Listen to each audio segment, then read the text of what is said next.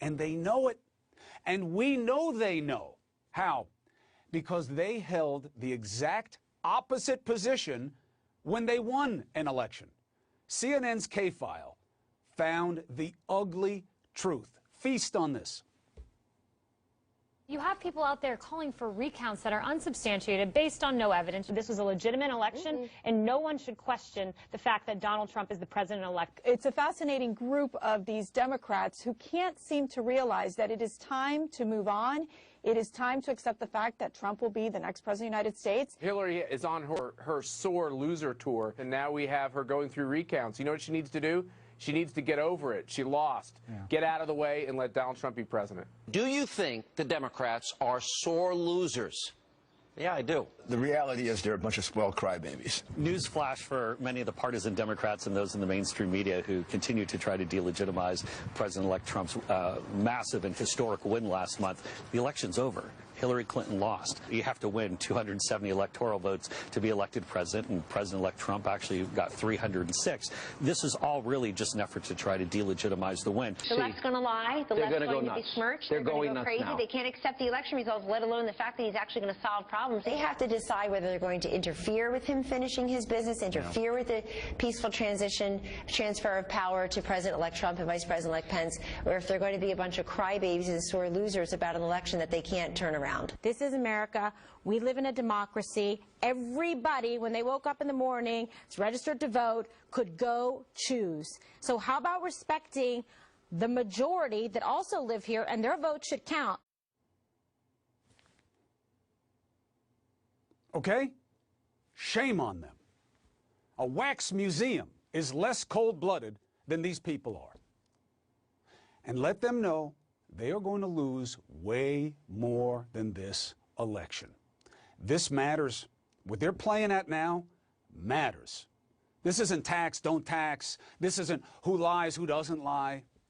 This is what lies at the heart of our democracy, and they know it. Hillary Clinton, say what you want, she promptly conceded, even though she spanked him in the popular vote. Why? That's what our system demands. Other Democrats swiftly came to terms with Trump's victory. Proof. We must accept this result and then look to the future. Donald Trump is going to be our president. We owe him an open mind and the chance to lead. So I have instructed my team to follow the example that President Bush's team set 8 years ago and work as hard as we can to make sure that this is a successful transition for the president-elect.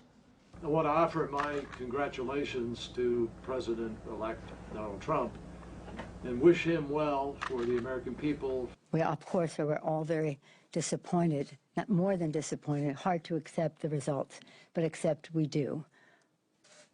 The peaceful transfer of power is what America and our democracy is about.